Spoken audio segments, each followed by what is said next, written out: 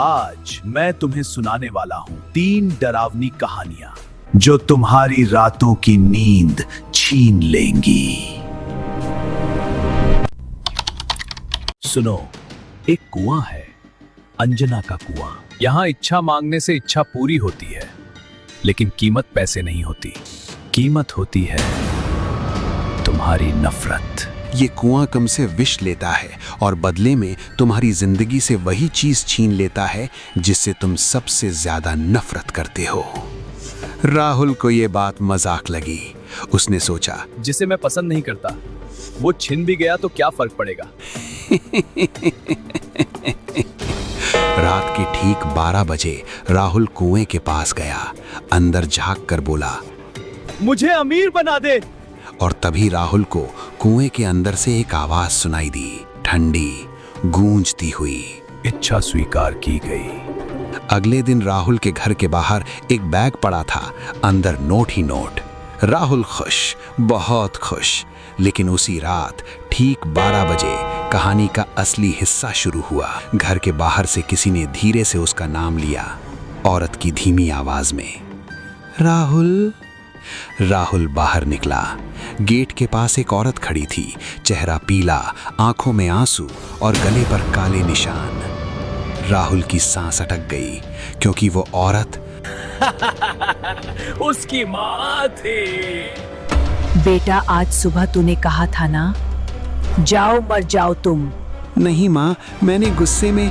और तभी राहुल को फिर से वही आवाज सुनाई दी, इस बार हवा में गूंजती हुई, इच्छा पूरी कर दी, अब कीमत भी।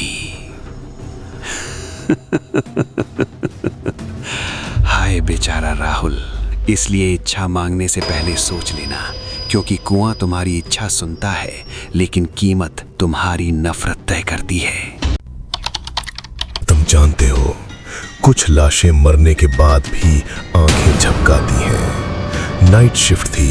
एक मॉर्चरी वर्कर अकेला ड्यूटी पर था। पूरा बिल्डिंग खाली था, सिर्फ ट्यूबलाइट की हल्की सी भनभनाहट और ठंडी हवा।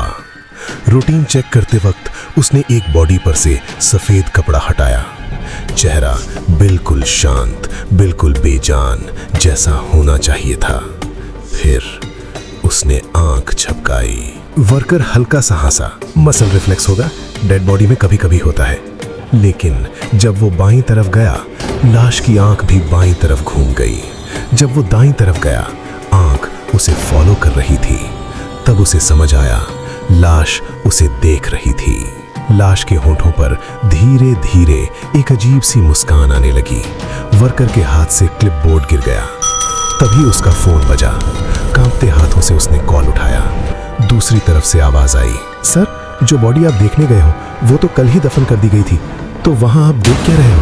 वर्कर धीरे से मुड़कर टेबल की तरफ देखता है।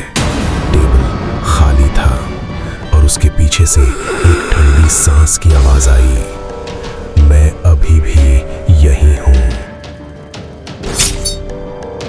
उस वर्कर की आत्मा कभी कभी उस मॉर्चुरी में देख जाती है, बेचारा। तुमने कभी एक चेयर देखी है जिसे म्यूजियम में सीलिंग से लटका के रखा हो ताकि कोई उस पर बैठ ना जाए? ये चेयर थी बसबी स्टूप इन में और इसका मालिक था थॉमस बसबी।